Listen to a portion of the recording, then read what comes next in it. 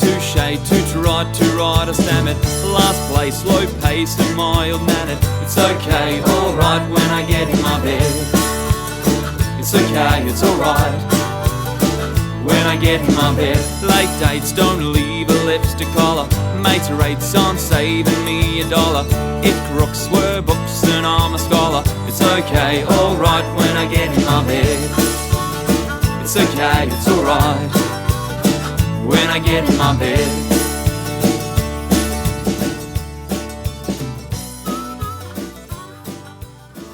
In Australia, we expect our government to serve we the people.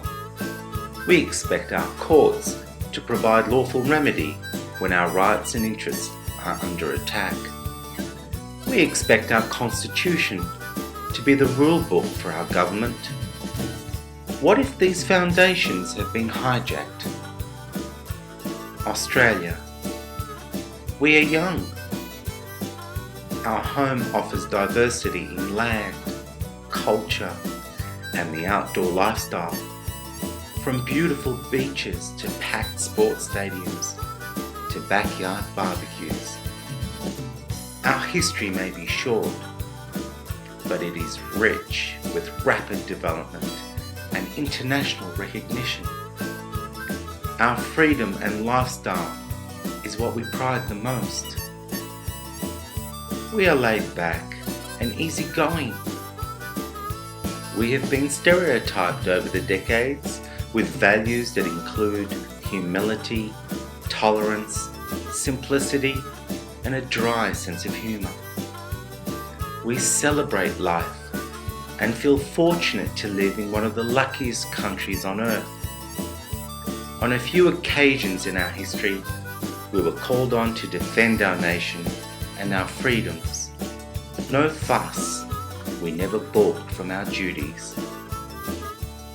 Today, as the world changes at a rapid rate, our political leaders seem to be losing popularity and credibility.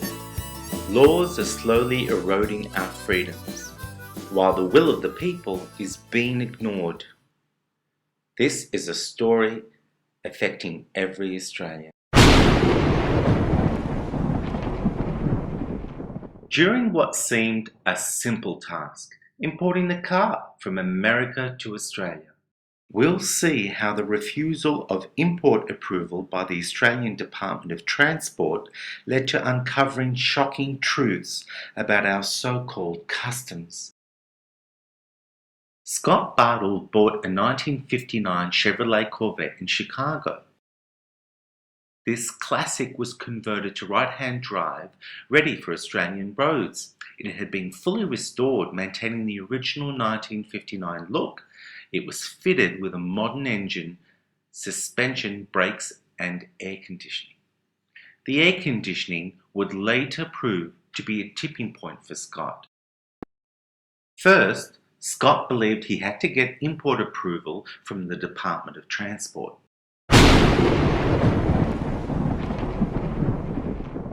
Scott was refused import approval twice before escalating the matter to the Administrative Appeals Tribunal.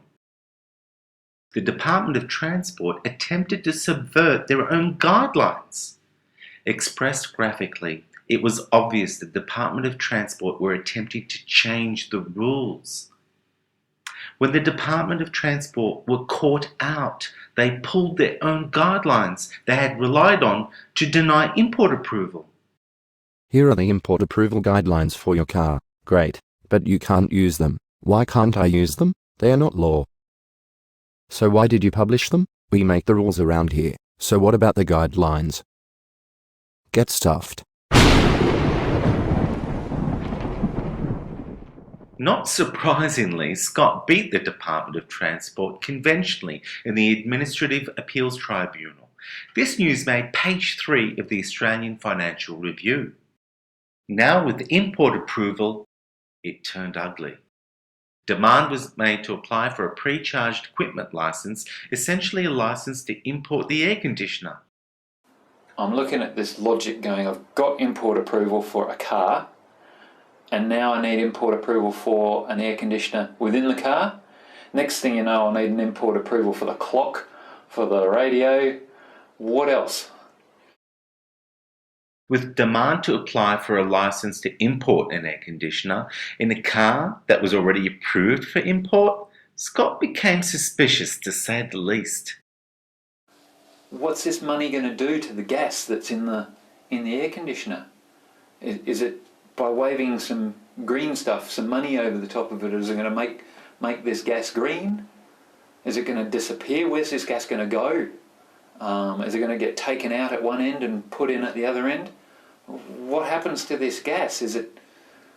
And basically it's all about money, isn't it?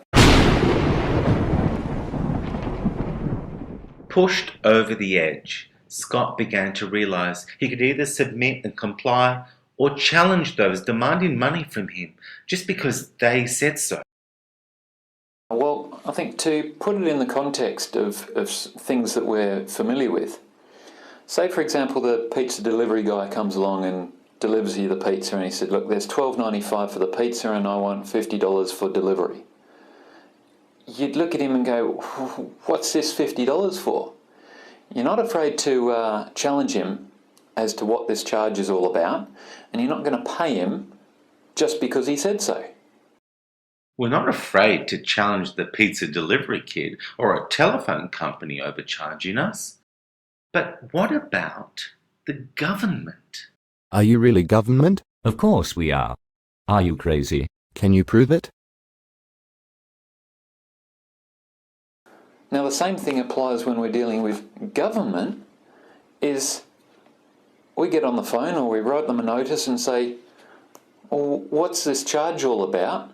And show me the evidence that it's lawful, because I'm not going to pay you just because you said so. After 9 months of frustration with government agencies, Scott started to notice inconsistencies that would ordinarily seem trivial to most of us. And I'm starting to see little things like copyright symbols on some of these websites, these government websites, and I'm going, nah, what's all this copyright bit about? Who owns that copyright? What's going on here? And 9 times out of 10, this copyright symbol was next to the Commonwealth of Australia, and I'm going, well, I thought I was part of the Commonwealth of Australia, being we the people. I started digging a little bit deeper, and next thing you know, I've come across this company called the Commonwealth of Australia that's registered with the Securities Exchange Commission in Washington. Why is our Commonwealth registered in Washington, D.C.? And why is our emblem registered as a trademark with the United States Patent and Trademark Office? But what about the original emblem on our Constitution, on our buildings and our courts? So I'm presented with essentially this idea that there might be 2 Commonwealths. The Commonwealth being the colony, comprising of we the people, and I've got this other Commonwealth which is looking like a corporation registered in Washington, with shareholders, an annual report that's available, a prospectus, and all those typical things that come with a company. I'm wondering if our taxes are going to shareholders or we the people. And I want to make sure that I'm paying my monies to the right people. Not only are there 2 Commonwealths, Scott discovered there were 2 governments. Government in the Constitution is called the Government of the Commonwealth, and we've got this one that turns up in our letterbox called the Australian Government. Now, either someone's changed the Constitution without us knowing about it, i.e. slipped in a referendum that we missed, or one of them's wrong, because they can't be both. If you don't have the evidence that this entity has changed and became this entity, without the evidence of a name change, i.e. this change over, you have 2 entities. Why don't you just pay them? Pay who? Government. Which government? You know. Government. Did you know there's 2 of them? Bugger. Another example is the Parliament of the Commonwealth. That's what it's called within the Constitution. It's specifically defined as the Parliament of the Commonwealth. And yet you go online and you see the Parliament of Australia. Two different names, both parliaments, in theory. Where's the evidence that the Parliament of the Commonwealth changed and became the Parliament of Australia? Without any evidence that that one became something different, there must be two. And the minute you've found or determined that there's two entities, one of them is defined back through the Constitution, is valid, the other one is an imposter, and you can tell that one to go away, or you can treat it entirely differently. In support of challenging the validity of laws, Scott came across a quote from a former Chief Justice of the High Court of Australia. A pretended law made in excessive power is not and never has been a law at all. Anybody in the country is entitled to disregard it. Did the Chief Justice provide us with the means to challenge the validity of law in Australia? Now, for me, that said a couple of things. It said, one, that there are pretend laws in the country.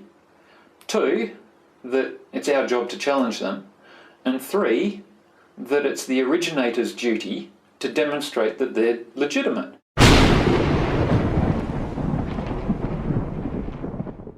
What if they can't? What if today's politicians and public servants can't validate an act? Are we looking at a pretend law? We're not quite sure whether we're dealing with two commonwealths, and we've got the possibility that some of these acts that are being imposed upon us are not real. They're pretend laws. So you are the Department of Sustainability, Environment, Water, Population and Communities. Yes, you have to apply for a license to import the air conditioner in your car. Can you prove that? No. Just pay me. I think I'll call you the Department of Unlawful Air Conditioning. Scott challenged the department to demonstrate they were a de jure government and whether they had any lawful acts to rely upon, namely one that would require a licence to import an air conditioner. So I've written a notice off to the Department of Unlawful Air Conditioning and said, well, you demonstrate that you work for this Commonwealth, the legitimate one, and I'd also like you to demonstrate that your acts are valid. And in the absence of that, well, I'm not paying because I want to make sure that my money is going to the right Commonwealth. I don't want to be defrauding the people of the Commonwealth, we the people, my neighbours, and instead be sending funds through the corporation over to shareholders in the States. Not going to have a part of that. Faced with the prospect of challenging government, Scott ran the risk of being singled out amongst his peers for cheating government. You're cheating government. Are my taxes really going to Australians? Of course they are. What if they go to the Commonwealth registered in Washington, D.C.? Washington. Good point. Is paying Washington cheating fellow Australians? Yes. Paying taxes to the Commonwealth of Australia, registered in Washington, D.C., appears to be cheating we the people here in Australia. So, who is cheating who? So what do we have here? Two Commonwealths? Two governments? Two parliaments? Now, if we put this in the proper context, if I'm paying those taxes to a corporation and its funds trace back up through to Washington to shareholders, who am I defrauding by paying my taxes to that mob instead of to the legitimate de jure government department that comprises of we the people here in Australia? Miraculously, the Department of Unlawful Air Conditioning's supposed law requiring Scott to apply for a pre-charged equipment licence was waived and conveniently recategorised Scott's Corvette as a personal effect. Next thing you know, I hear through my customs broker that, you're exempt. We've assessed your car as a personal effect, almost as if it's a toothbrush or a necklace. Although Scott did not have to part with $400, his questions remained unanswered. Was the requirement to apply for a license simply a money grab? Why is it that Scott noticed so many inconsistencies and irregularities? Why was he so meticulous? A look into his background tells the story. Scott worked his way up to first officer and captain aboard luxury mega yachts, some worth around $100 million. Scott was no slouch when it came to dealing with customs clearances for vessels and crew in over 40 countries throughout the Caribbean, South Pacific, Mediterranean, Baltic Seas, Indian and Atlantic Oceans. Scott also had a degree in project management. He managed the refurbishment of 2 luxury yachts and delivered one to the Monaco Boat Show, winning praise as the best presented yacht. My employers were billionaires. They were some of the fussiest people on the planet, and as a result I had to be meticulous. That might explain why I noticed so many details that normally are missed. 12 years of international experience, an eye for detail, and Scott's 9 months wrestling with the Department of Transport all helped him see a bigger picture. For Scott, luxury car tax or GST wasn't the issue. Rather, it was who was charging it. What if customs were not a lawful department of the de jure government of the Commonwealth of Australia? Would that mean customs had no more right to impose taxes than McDonald's? Was it reasonable to expect customs demonstrate they were a de jure department of the government of the Commonwealth of Australia, comprised of we the people? If we've got the situation where customs is not the de jure government department that we all presume and believe it is, and they're actually this corporate entity that's masquerading as government, then yeah, we've got some pretty big problems. Bugger. However, knowing that they're 2 different entities and the one of them's a corporation, and that it's the corporation that's got my car, and it's the corporation that's trying to charge me GST and luxury car tax, and it's the corporation that's sending me letters, then I know how to deal with them. So what could Scott do? My first move was to present a notice to Australian Customs and Border Protection Service in Fremantle, giving them opportunity to demonstrate that they were in fact a legitimate government department, the Department of Customs and Excise, as defined in our Constitution. Customs were challenged to demonstrate they were not a corporate entity. And the trail of annual reports leading to the Commonwealth of Australia registered in Washington, D.C. was somehow legitimate.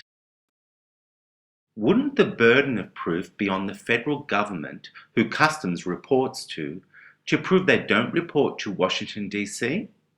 If they couldn't, would that make them a corporate entity? Can you prove Australian Customs and Border Protection Service is a real government department? Look at my badge. Is Customs a company? My badge has a shiny star. Now, to me, the way I would deal with a corporation is you would put terms and conditions in place. Many might think that putting terms and conditions to a government department is impossible. What if Customs relied upon our presumption that they were government? What if Customs couldn't prove they were a real government department? What proof can you show me Customs is legitimate? My badge is very impressive. Absent that proof, they would be treated as if they were a corporate entity. And within my first notice, I provided terms and conditions that would govern the relationship between myself and Customs. Now, that notice, I gave them 7 calendar days to respond to me and give me the evidence that they were in fact legitimate. Absent that evidence, the position that would be taken, or the default position if you like, was that they were the corporate entity and that terms and conditions would apply. We all deal with companies entering lawfully binding contracts every day. We download music. We park our cars. And unless we agree to that company's terms and conditions, we have to go elsewhere for that service. Are you really government? Why should anyone from Australian Customs and Border Protection Service respond? Why should they have to demonstrate they were a legitimate government department? Why should they have to prove anything? They demand we prove our identity. Let's see theirs. But they are government. Really? Are there certificates of commission just for decoration? But they have to be government. Personating a Commonwealth officer is a crime punishable by up to 2 years in jail. The mere existence of such a crime indicates there may be those who claim government status yet do not have it. That is, they are masquerading as government. Could we even expect today's public servants to be aware they represent a corporate entity? 2 years in jail. Damn sure I'd reply. What if you were not government? I'd shut up. What are the ramifications of not being able to challenge laws or government? Does that place government above the law?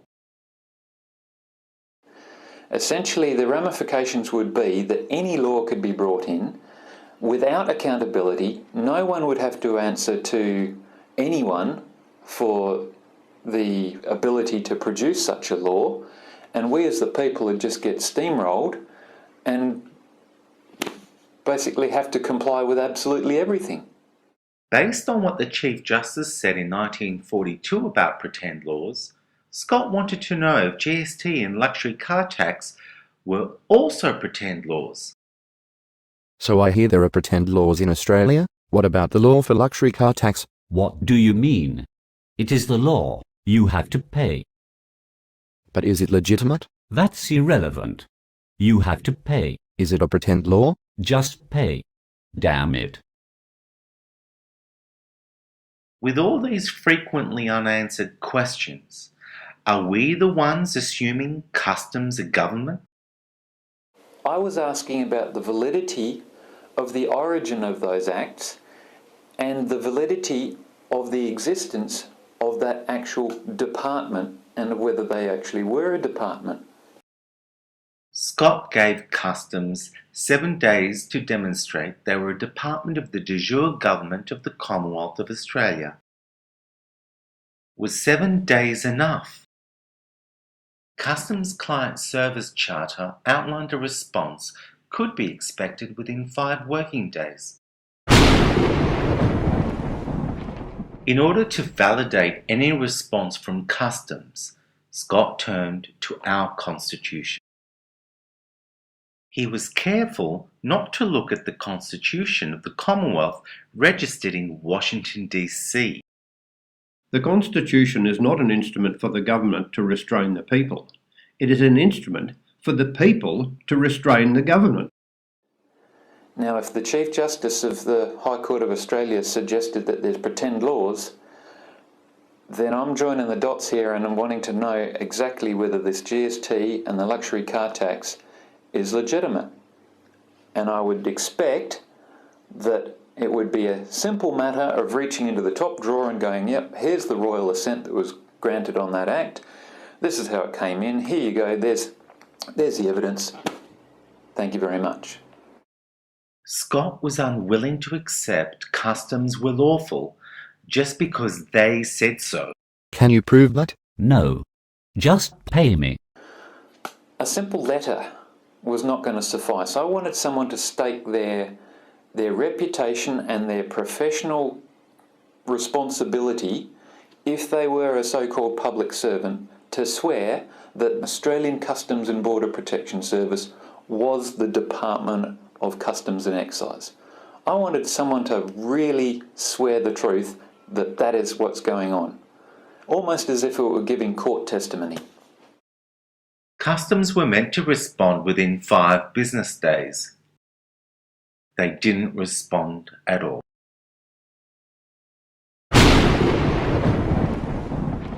Well, in the same way that if you don't pay your telephone bill, the telephone company will send you a reminder notice, I sent Customs a reminder notice, essentially, reminding them of all the terms and conditions that would apply in the absence of their ability to demonstrate they were the same legitimate Department of Customs and Excise. So it's a reminder notice, it's an honourable thing, it gives them another 7 days to provide that evidence I was looking for. Remember, Customs still have Scott's Corvette, and they haven't proven they are really government, and are looking more and more like a subsidiary company of the Commonwealth registered in Washington, D.C. By remaining silent, have Customs set aside their own client service charter and thereby tacitly agreed to be in a corporate entity? Is Customs a company? My badge has a shiny star. Many may argue that remaining silent does not constitute an agreement. Does that mean we can avoid agreements by remaining silent? A plastic card inserted into an ATM will be ejected if no buttons are pressed within a certain time. A court may rule against the party if no defence is submitted within a specified period. Debt collectors issue notices of demand, and the ATO issues default assessments in the same way. And surprise, surprise, so do Customs. Invariably, the expiry of time triggers an agreed outcome by default. Without this, one may avoid resolution of any issue simply by remaining silent. To invalidate the notices Scott served to Customs would require the invalidation of these same processes commonly used worldwide. Silence in the face of evil is itself evil. God will not hold us guiltless. Not to speak is to speak. Not to act is to act. The notice of default was to formalise the fact that no response had been received to the first 2 presentments, and to lay out that the terms and conditions that were now agreed upon by the parties, in this case by the absence of any objection, would apply from that point onwards. Customs had every opportunity to prove they were not a corporate entity. As a company, they had every opportunity to reject Scott's terms and conditions. Before being invoiced, Customs made a conscious decision not to release Scott's Corvette. You have to pay. It was this decision, this action, that constituted further acceptance of Scott's terms. No different to driving into a car park, the action of entering the car park confirms acceptance of the terms. So when Customs chose to seize Scott's Corvette as surety for the payment of an unsubstantiated charge, namely GST and luxury car tax, they chose to receive an invoice in accordance with Scott's terms.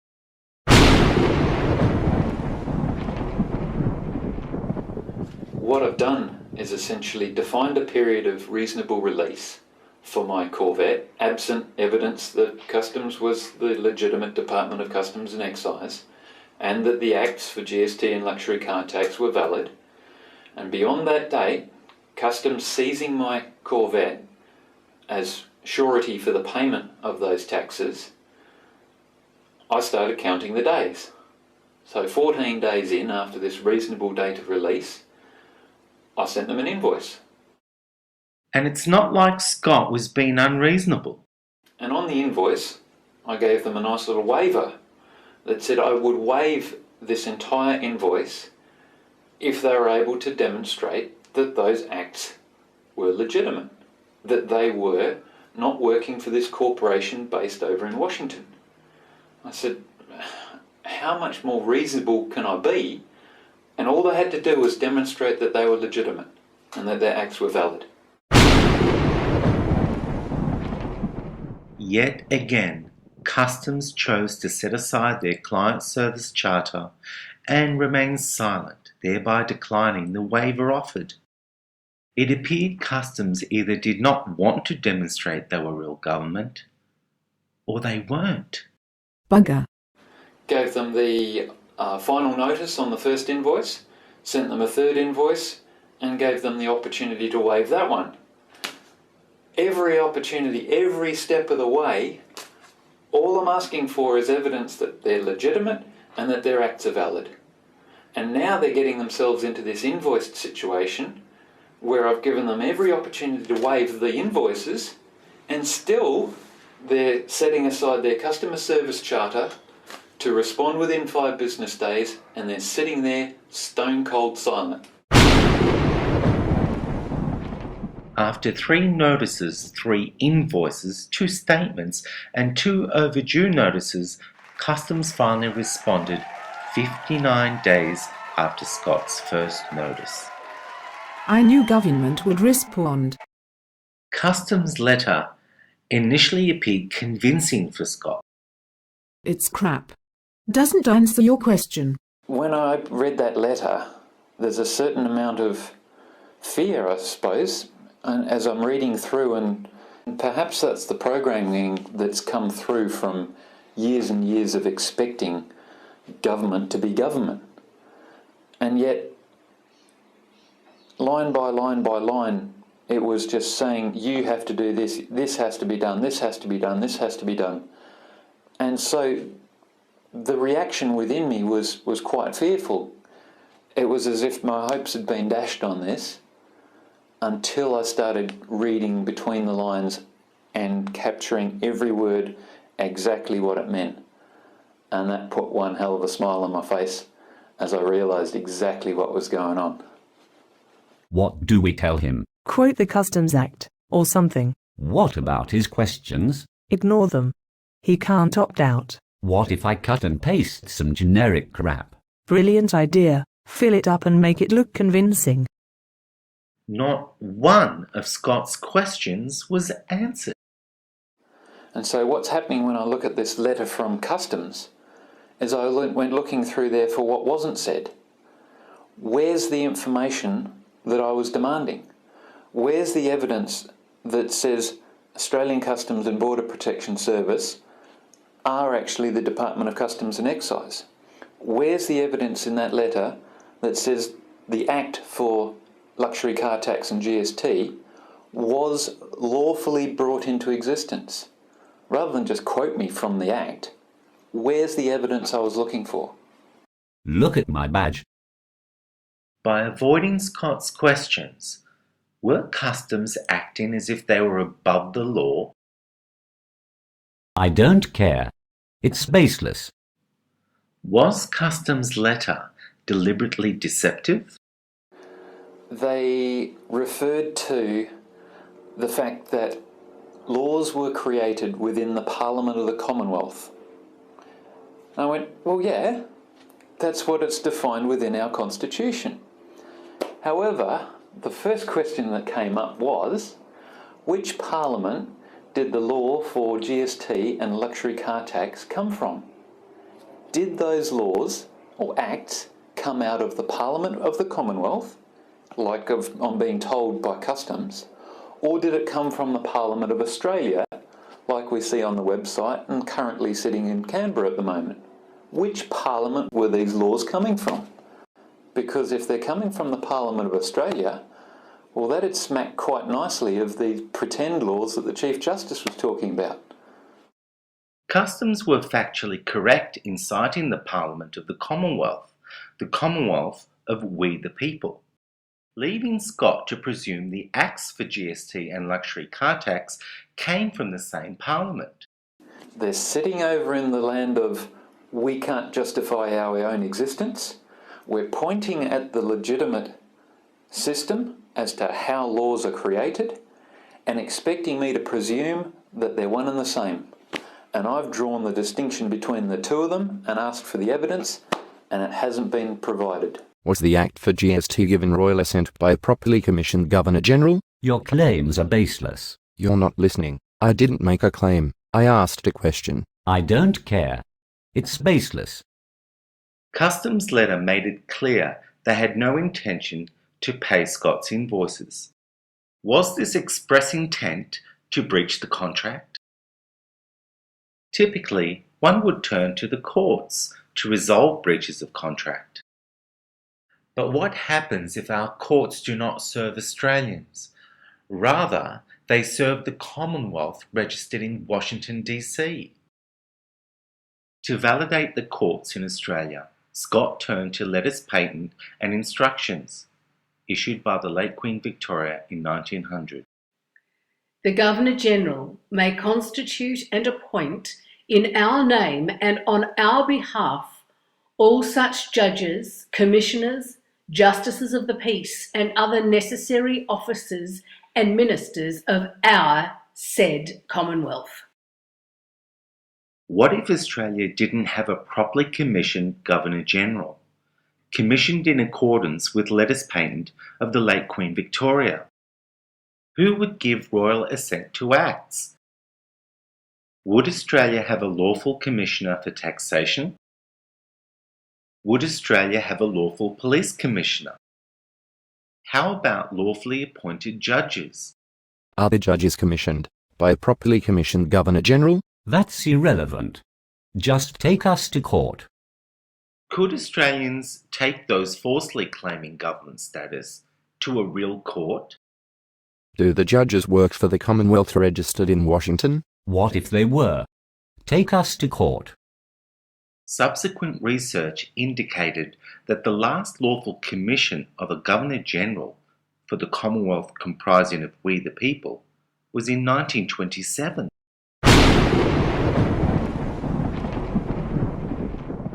Letters patent and instructions from Queen Victoria in 1900 outlined exactly how a Governor-General must be commissioned, and they categorically reserved the power and authority to revoke those letters patent to heirs and successors of the late Queen Victoria. So the real question is, were the recent letters patent that today's Australian government rely upon, which supposedly revoked the 1900 letters patent, issued under the Great Seal of the United Kingdom? And were those recent letters patent issued by an heir and successor to the late Queen Victoria? Is today's Governor-General working for the Commonwealth registered in Washington, DC? Is the Governor-General commissioned by our Queen? No. She works for us. I thought the Queen appointed her. We have a queen too. Is she our Queen? No.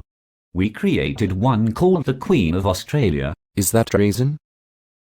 It works for us. Am I going to be faced with justices who report back through Canberra to Washington to that Commonwealth and not the Commonwealth comprising of we the people? And am I going to be faced with a situation where I can't take customs to court because I'm dealing with a judicial system that's owned by the same company? Bugger. In the absence of a de jure justice system, and based on Scott's maritime background, Scott served a lien against customs.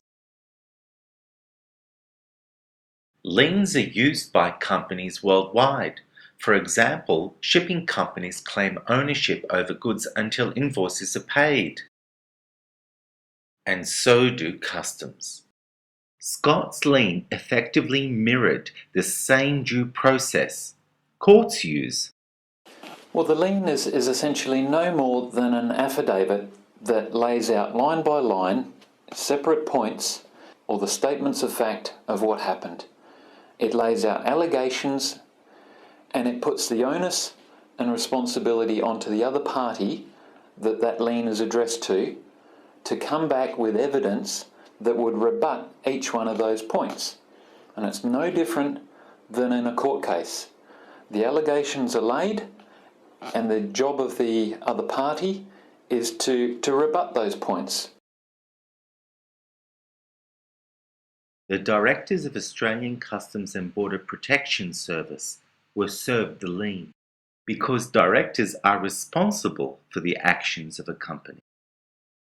Whereas previously it had taken 59 days for Customs to respond, a letter was received almost instantly from the Director of Litigation. Customs did not rebut any point within the lien. Rather than simply address Scott's challenge, Customs chose to attack it. However, they were very careful. And so what I was seeing here was not an actual threat, but a potential threat. We may refer this matter to the Federal Police. We may reference the Criminal Code. We may do this. And I'm having a great old laugh because it would appear that they've taken very seriously the matter that making threats without basis are going to cop them an invoice. What if the Federal Police worked for the same Commonwealth as Customs? The company registered in Washington, D.C. Scott wrote to the Federal Police. They were advised determination would be made of the capacity in which they act should they become involved. Nothing further was heard from the Australian Federal Police. 30 days into the lien against Customs, Scott still had no evidence Customs were a department of the real government. Can you prove it? Customs wanted Scott to pay the GST and luxury car tax and then take them to court. What didn't I get as in the way of a response from Customs? You won't prove any of your acts are valid. You may elect to have the matter dealt with by a court. I didn't get any evidence or validation that the act that was used to substantiate or charge GST or luxury car tax was in fact lawful. You won't even prove that you are real government. So what? Take us to court. I didn't get any evidence that they were the same Department of Customs and Excise as defined within our Constitution. I didn't get any evidence that those acts came from the Parliament of the Commonwealth. I didn't get this, I didn't get that, I didn't get this, I didn't get that. All the way through. Bang. Sent it back and said, here you go, have another 10 days, have another opportunity to provide me with that information demonstrating that all of this is legitimate, rebut any of my terms, all of my points that I've laid out in the affidavit, give me some evidence. So you can't even prove the courts are valid? I don't care. Just take us to court. With no rebuttal to the lien by Customs, it was perfected after 90 days.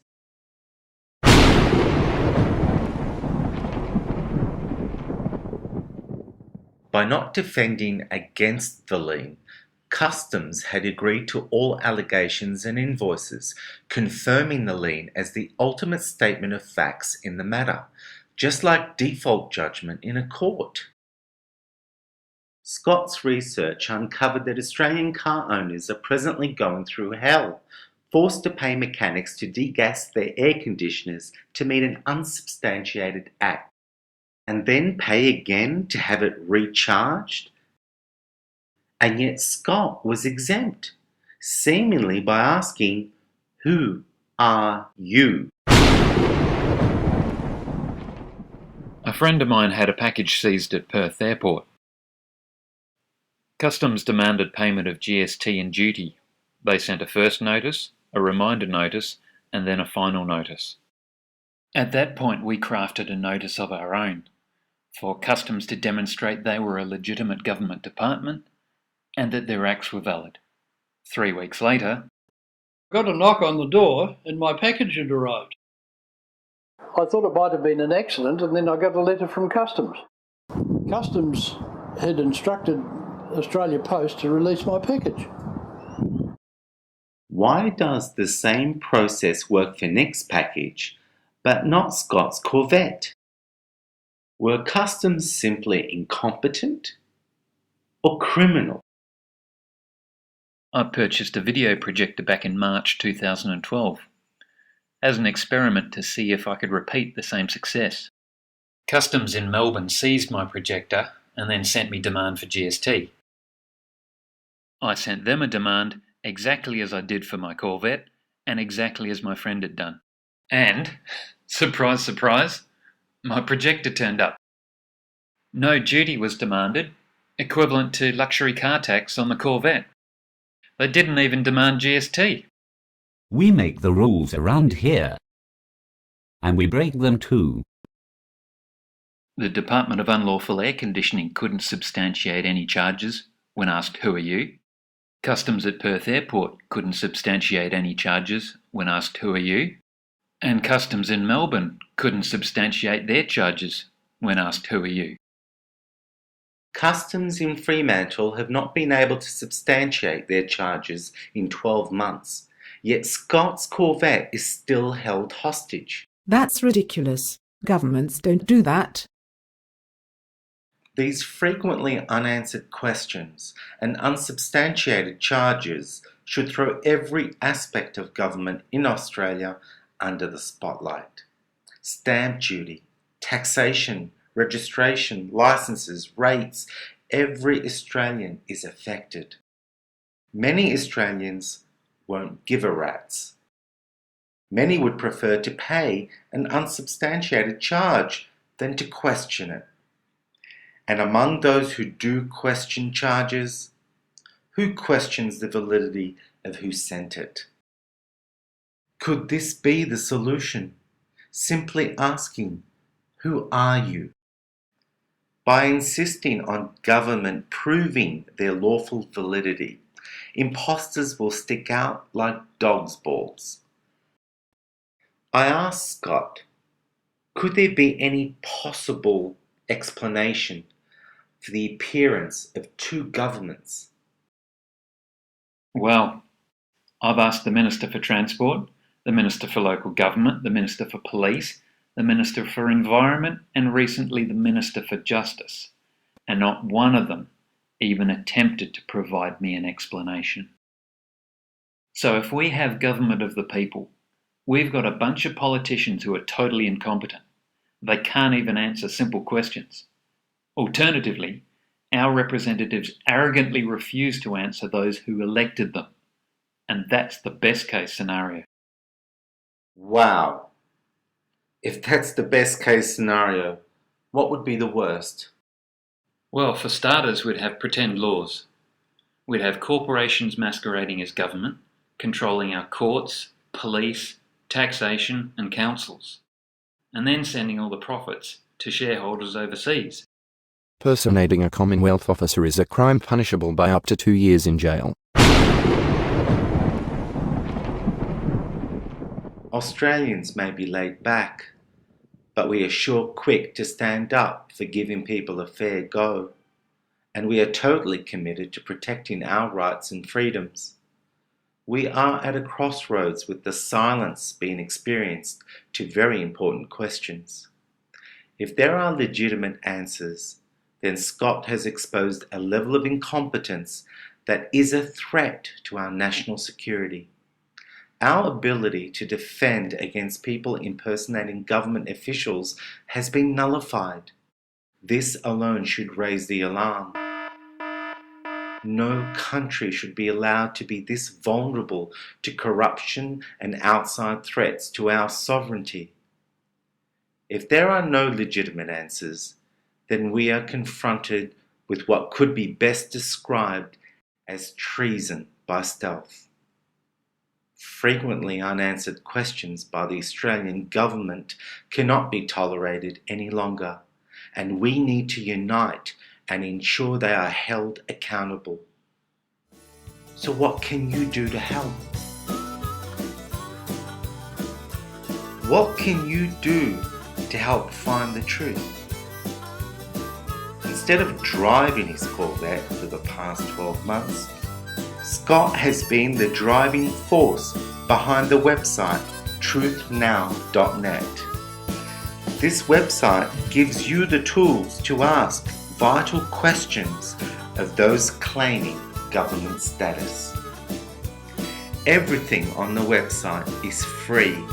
You can download pre-written letters to ask your representatives who they represent.